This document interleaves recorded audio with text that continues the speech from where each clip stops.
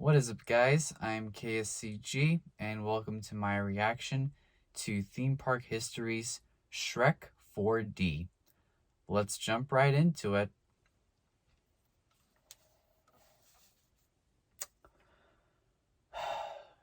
Here we go in 3, 2, 1. Ooh. I lay in bed and it's really cold. A warmth is moving towards me. I feel something touch me. It's Shrek. I'm so happy. He whispers in my ear, "This is my swamp." He grabs me with his powerful ogre hands and puts me on my hands and knees. What even is this? I spread my ass cheeks for Shrek. Hello and welcome to Theme Park History, the channel for everything to do with theme parks. Old and new, big and small. In today's episode, we're pulled into the greatest folktale ever told as we explore Shrek 4D, a 4D simulator attraction that opened at Universal Studios Hollywood on May 23rd, 2003, Universal Studios Florida on June 12th, 2003, Universal Studios Japan on June 20th, 2003, and Universal Studios Singapore on March 18th, 2010. This attraction was suggested by all these brogers, so thank you to everyone for the comments. Acting as a mini sequel to the 2001 animated film Shrek, Shrek 4D takes guests on an in-your-face fairy tale starring everyone's favorite ogre, featuring all new original animation in 3D, plus an extra dimension of special effects. Guests see, hear, and actually feel the action right from their seat thanks to the magic of ogre vision. With the help of moving seats, wind, and mist, guests embark on a fun, funny, and multi-sensory adventure with Shrek and Donkey that is sure to leave them laughing long after it's over. So how is this started? So I'm not going to lie, that intro didn't go as planned. It wasn't very PG, and I apologize if it offended anybody. Hopefully, after a productive meeting with the tech team where no threats of flogging or being burned at the stake were mentioned, we can get this video back on track. Is everybody ready? Okay, let's try it again. From the top. Once upon a time, there was a green fat ogre with brown eyes and a bald head by the name of Shrek. By the name of Shrek.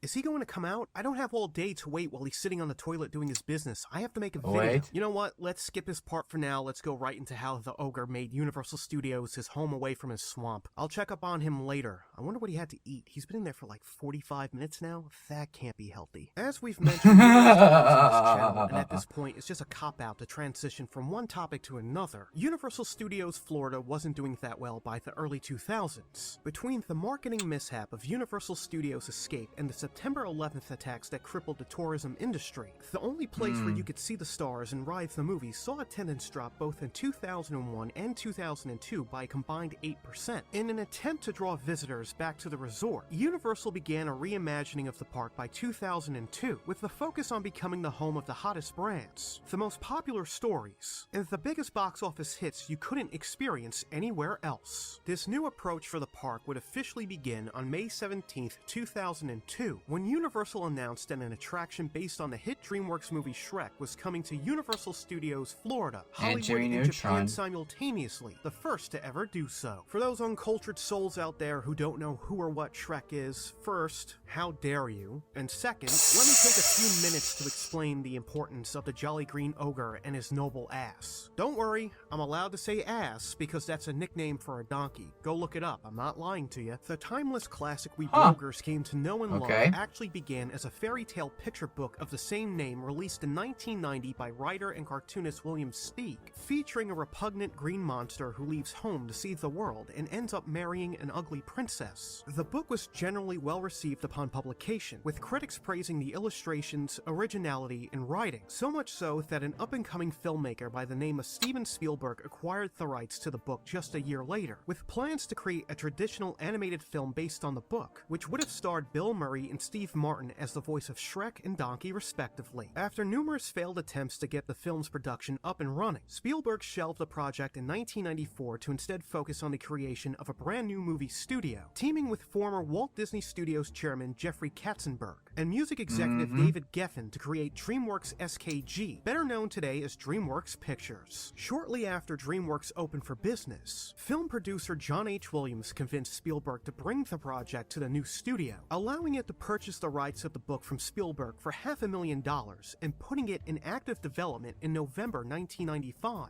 Unlike Spielberg's plans that called for an animated film, DreamWorks instead took a different approach, creating a live-action/CG animation hybrid with background plate miniature sets and the main characters composited into the scene as motion-captured computer graphics, using an Expert Vision Hire's Falcon 10 camera system to capture and apply the realistic human movement to the characters. After spending a year and a half filming and tinkering with the unique film style, it was dropped by the studio as early test footage was met with negative reception, and instead it was decided to go completely computer animated, due in part to the success of the first entirely computer animated feature film released in November 1995, Walt Disney Pictures' Toy Story. DreamWorks hired computer animation production company Pacific Data Images to animate the film, responsible for 31 sequences with 1,288 total shots. Because of the eventual success of the film, DreamWorks acquired PDI, who became responsible for producing many of DreamWorks Animation's films throughout the 2000s. In regards to who would voice Shrek's Maximus, just like with the style of the film, the role would go through some changes during development. Spielberg's plan to have Bill Murray voice the character were dropped, and instead DreamWorks offered the part to Nicolas Cage, who turned down the once-in-a-lifetime opportunity because he did not want to look like an ogre, stating, quote, "When you're drawn in a way, it says more about how children are going to see youth than anything else, and I so care about that." With the Academy Award-winning actor out of the fray. Okay, before I go forward, yes, I am not joking. Go look it up. I'm being serious. He somehow won an Academy Award for Best Actor for his role in Leaving Las Vegas in 1995. I know, right? The man known for the bees won an Academy Award. Go figure. The role was offered to comedian Chris Farley, best known for his work on Saturday Night Live, who recorded 85% of his lines but passed away from an accidental drug overdose in 1997. The role was then recast to actor and Wayne Campbell lookalike Mike Myers, who demanded a complete rewrite of the script to not reflect the version of Shrek that was written specifically for Farley. Besides the revision, the production of the film was delayed as Myers asked to re-record all of his lines with a Scottish accent, similar to Fat Bastard, a character he played in Austin Powers, The Spy Who Shagged Me. After hearing Myers' Scottish take, the studio agreed to the changes, which allegedly cost $4 million and an additional 6 months to reanimate the scenes. Along with Myers, the rest of the cast featured Eddie Murphy as Donkey, Cameron Diaz as Princess Fiona, and John Lithgow as Lord Farquaad. Released on May 18,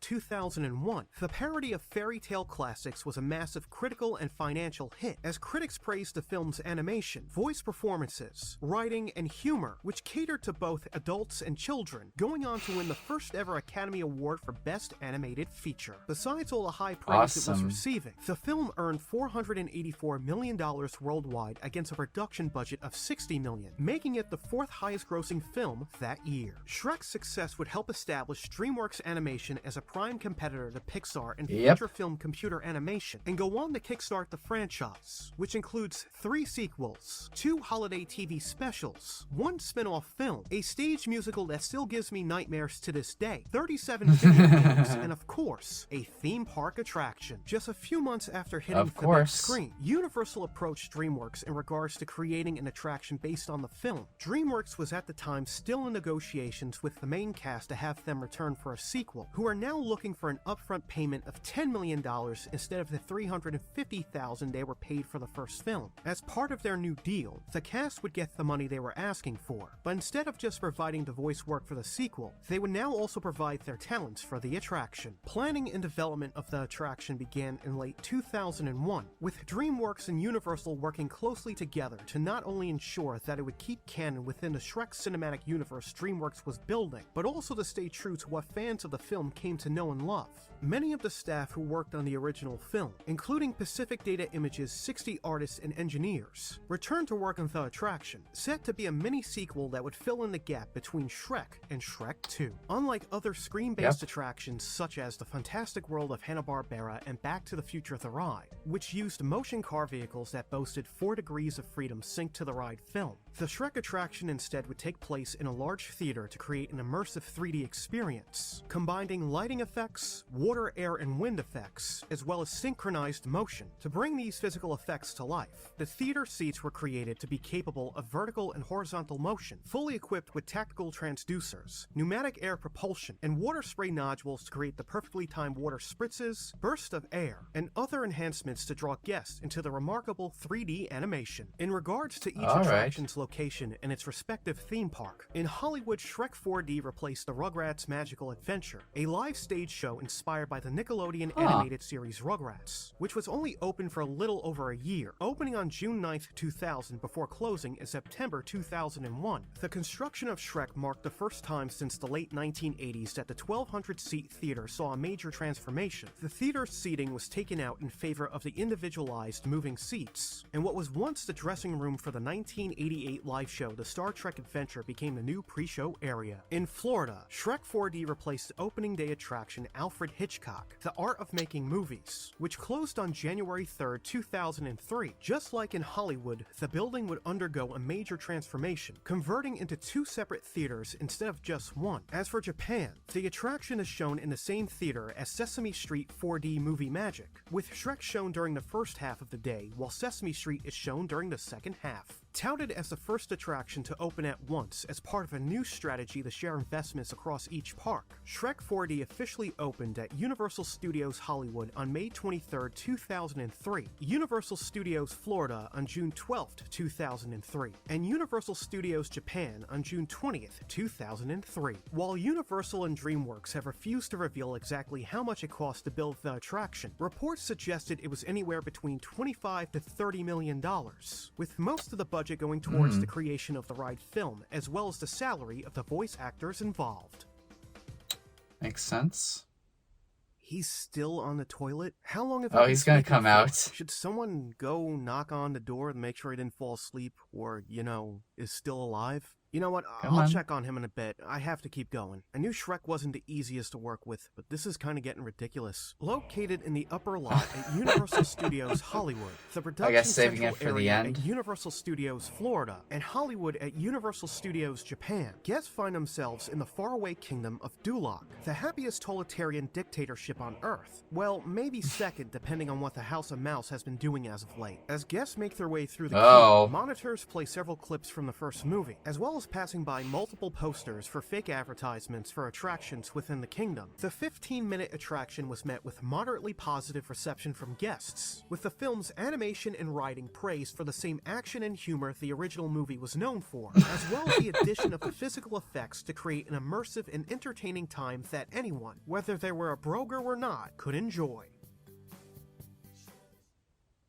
While the opening of Shrek 4D in Florida, Hollywood, and Japan helped increase attendance numbers at the parks anywhere from 3 to 8% between 2003 and 2004, Universal didn't have any other major plans to expand the ogre's presence. That was until September 24, 2009, when it was announced that an entire area inspired by the franchise was coming to Universal Studios Singapore, the second Universal Studios theme park to open in Asia and the first in Southeast Asia. Inspired after the kingdom of Far, Far Away from Shrek 2, the ogre-themed land that opened with the rest of the park in May 2011 features not only the marquee attraction, but 2 roller coasters as well. Enchanted Airways, a junior Vekoma roller coaster where guests climb aboard Donkey's beloved dragon for a flight above Far, Far Away and beyond, and Puss in Boots' Giant Journey, a Zamperla suspended roller coaster that has guests join Puss and Kitty on an anti-gravity, swashbuckling adventure atop a giant beanstalk in search of the precious golden eggs. Before making his debut in Singapore, the glorious Golden Lord Shrek was already on a journey to fill the rest of his world with his love, debuting his attraction at Warner Brothers Movie World in Australia in September 2005, and Movie Park Germany in May 2008, making it only one of 2 Universal attractions to be featured outside of their own theme park. the other being the fantastic world of Hanna-Barbera. The Shrek fever wouldn't last long at either location, as the attraction closed at both parks in August 2010 and July 2011 respectively. The closures of both attractions revealed that even though he was still popular, Shrek was starting to get like an onion. They stink, they make you cry, you leave them out in the sun, they get all brown, start sprouting little white heads, and maybe, just maybe, not everybody likes onions. Which was made evident by Shrek the Third and Shrek Forever After scores on Rotten Tomatoes. The fall of the ogre and his turgid girth continued in May 2017 when Universal Studios Hollywood announced that after 14 years of entertaining guests, Shrek 4D would shut its doors for good just 2 months later on August 13th, set to be replaced by an all brand new, multi-sensory attraction designed to play host to a variety of action-packed DreamWorks animation characters, beginning with the global blockbuster franchise Kung Fu Panda. So why the change from the green ogre to the black and white panda who loves Kung Fu, you ask? Why, capitalism, of course. On April 28th, 2016, the two-time award-winning Worst Company of the Year Comcast, who owns both Universal Pictures and Universal Theme Parks, announced they had acquired DreamWorks Animation for the small price of $3.8 billion, giving them complete ownership of such franchises as Shrek, Kung Fu Panda, How to Train Your Dragon, and eventually Trolls and the Boss Baby. Ugh. Wanting to flex some of its newly owned IPs, the change was a no-brainer. 2 thumbs down for the DreamWorks franchise. Theater would officially open on June 15th, 2018, showing Kung Fu Panda: The Emperor's Quest, which takes place within the Kung Fu Panda franchise, occurring on the morning of the Emperor's I love Great the Feast of pre-show Heroes, with where all the Dragon DreamWorks Warrior Po the characters Panda, interacting. along with Master Shifu and Mr. Ping, embark on a quest to deliver the liquid of limitless power to the Emperor. Not gonna lie to you, I have no idea what any of that means. I've never seen the show. The attraction opened to mostly positive reviews from guests, as it was seen as a much-needed upgrade from the aging Shrek 4D. While it seemed to be nothing but champagne wishes and caviar dreams from 2018 on, it was only 3 years later when on October 6, 2021, it was announced that it was all ogre for the attraction at Universal Studios Florida, officially closing on January 10th, 2022, set to be replaced by an attraction that hasn't been revealed yet. I look any different? You said Oh, no, really? It's still unclear whether or not the Japan or Singapore versions will suffer the same fate as Hollywood and Florida, but knowing Universal, I'm sure that's a sacrifice they're willing to make sometime in the near future. So why is the attraction closing? With the franchise sitting dormant since Shrek Forever After's release in 2010, and any plans for another sequel stuck in developmental hell, simply put, the ogre fell off. As part of Universal's approach to draw people to its parks by creating experiences based on recent hits at the box office, older attractions are always in danger of being on the chopping block, and in the case of Shrek 4D, lasted longer than many might have expected. Even though this chapter in the attraction story might be coming to a close, this doesn't mark the end of seeing Shrek and Donkey at Universal Parks, as at least in Florida, the Meet Shrek and Donkey character experience will continue to operate daily. Brokers can also continue to experience the ride film on Netflix, now under the title The Ghost of Lord Farquaad as part of DreamWorks' Spooky Stories, really? which was released in October 2011. Fun fact to make everyone feel old. In May 2004, the ride film was originally released on DVD with the original Shrek film titled as Shrek 3D, including both a 3D and 2D version, complete with the 2 pairs of 2-color 3D glasses. Just goes to show that whether it's playing in your DVD player or streaming on your phone, Shrek's popularity after all these years will not be denied. To be honest, I there never isn't knew much the more to say Florida about that attraction was that hasn't closing. already been said. At a time where Universal Studios was looking for a much-needed shot in the arm to attract guests, Shrek 4D was the perfect attraction for its theme parks, capitalizing on the immensely popular character and turning it into a one-of-a-kind, multi-sensory, state-of-the-art attraction, one that captured the same charm and wit the award-winning film was known for. While the sun's getting real low for the big guy these days, there's no doubt that after all this time, one constant remains about the ogre. Say it with me, kids. Shrek is love, Shrek is life. So that is the theme park history of Shrek 4D. A special shout out to all the theme park fanatics on my Patreon in the description below. As always, thank you for watching the video and supporting the channel. Don't forget to like this video, subscribe to the channel, and leave a comment down below if there's any attraction you would like us to cover in a future video. Once again, thank you for watching, and until next time, man, I just realized he never came out of the John, huh? I really hope he's not dead. He's You know coming what? out. Hold on, I want to try something before we call it a wrap. Let's see if this works. Me. Somebody once told me the world is gonna roll me. I ain't the sharpest tool in the shed. Huh, I thought that would have worked. Oh well. Somebody once told me the world. Oh my god!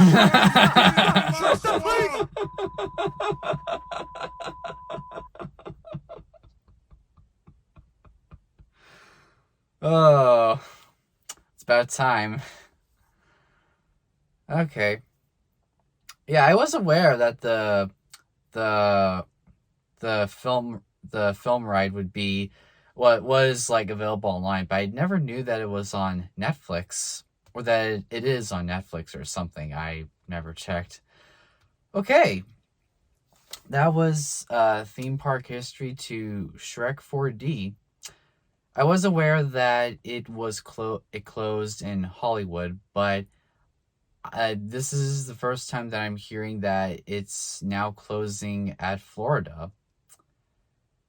Which it makes sense because the franchise has like died down since the early 2010s, and it's been going on for like I think almost like for like almost 2 decades. So it makes sense that the ride would have to be replaced. As always, it's great to see like back any information involving the making of theme park rides, especially those that are based off of movies or TV shows like Back to the Future and, well, of course, Shrek 4D. But yeah, if you enjoyed this video, be sure to leave a like and comment below on what you thought of my reaction, as well as subscribe so that you don't miss out on any future reactions of mine. But until next time, I'm KSCG, wash your hands, and stay safe.